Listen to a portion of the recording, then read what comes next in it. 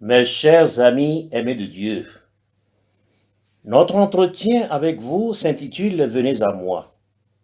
Voilà une parole puissante adressée à ceux et celles qui vivent des situations difficiles et qui sont perdus dans leur vie, écrasés par les épreuves, malmenés par des tempêtes et qui ne savent plus vers qui se tourner.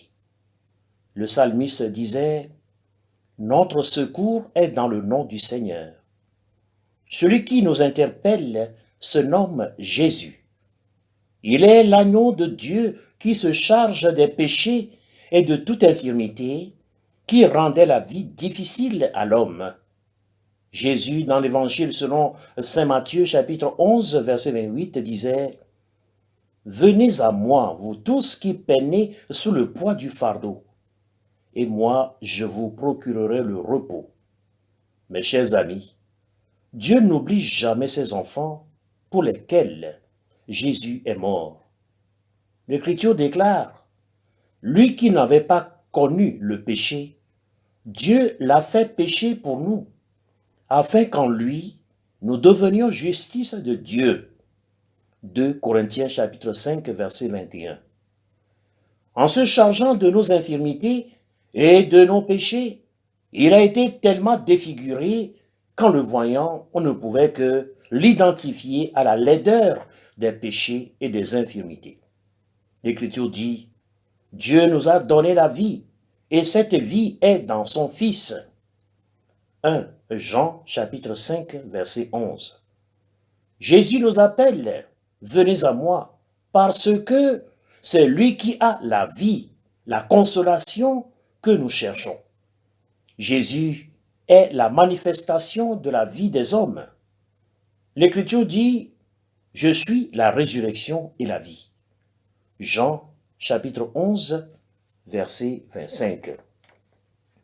La résurrection est pour la fin des temps, mais à chaque guérison de l'âme et du corps, l'homme revient à la vie. La guérison de Jésus est une forme de résurrection ou de création nouvelle. Le malade sort du tombeau de la maladie pour entrer dans une nouvelle vie.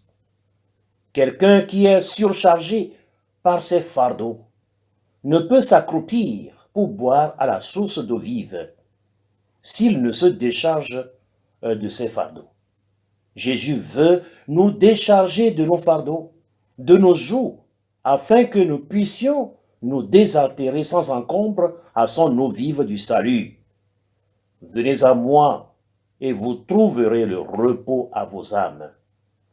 Quelqu'un qui reconnaît ses limites dans ses abondances ou dans ses épreuves ne peut rester sourd à l'appel de Jésus.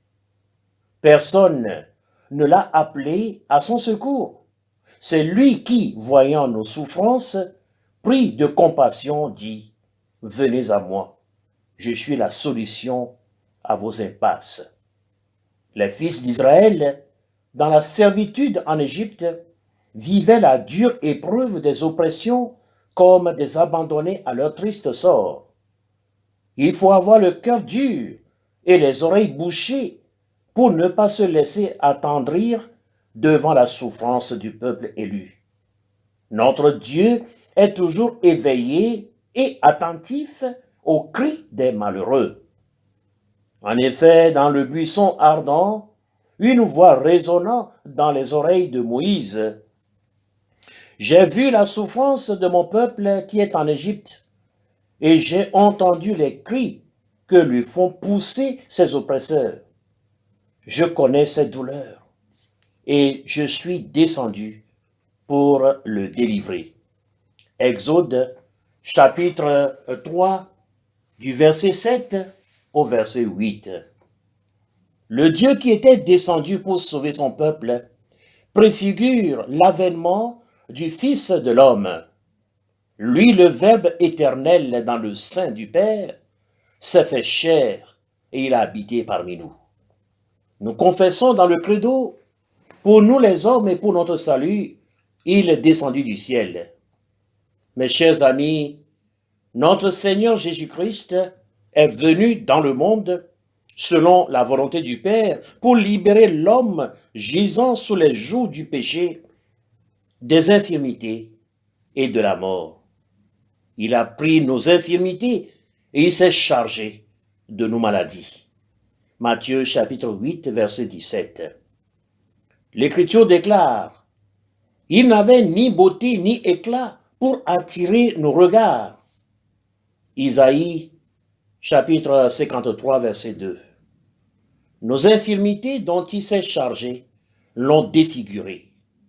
Ayant achevé son ministère de portement de nos péchés et de nos maladies, Jésus s'écria d'une voix forte, « Tout est accompli. » Mes chers amis, ce dont chacun souffre aujourd'hui dans son corps, dans son âme et dans son esprit a été guéri par la puissance de sa croix.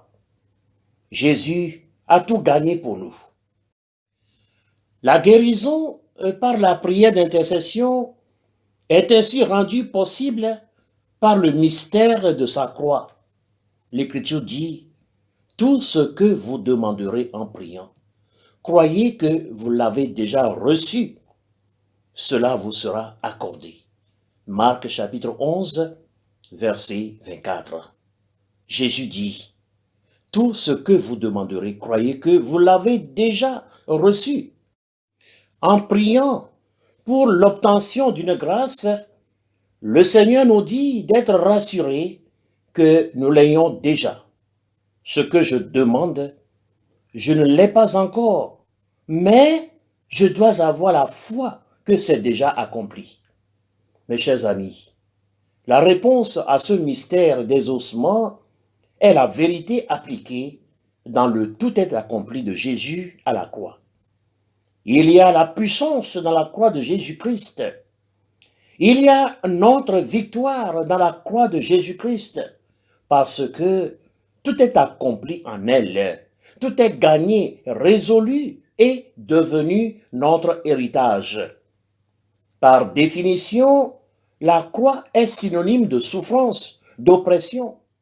Mais la croix de Jésus-Christ désigne toutes les souffrances psychophysiologiques, les malédictions, les aliénations spirituelles liées aux infestations des forces du mal. C'est par ces meurtrissures que nous sommes guéris. Isaïe, chapitre 53, verset 5. La croix est l'étendard de victoire des chrétiens. En mourant les bras étendus sur la croix, Jésus ouvre ses grands bras de miséricorde pour nous embrasser de sa vie donnée pour le salut du genre humain. Mes chers amis, une fois encore, ce n'est pas nous qui avons demandé à Jésus de venir à notre secours, mais c'est lui qui, dans sa compassion pour les misères humaines, avait décidé de nous sauver par son appel. Venez à moi. Et j'espère que cette petite recette spirituelle suscitera en chacun de nous le désir de ne plus retarder sa réponse à l'appel du Seigneur. Que le Dieu de toute miséricorde bénisse chacun de nous dans sa démarche à l'appel de Dieu. Venez à moi. Ainsi, chacun pourra retrouver la paix dans son corps, dans son âme, dans sa famille et dans toutes ses entreprises. Soyez bénis au nom du Seigneur. Amen.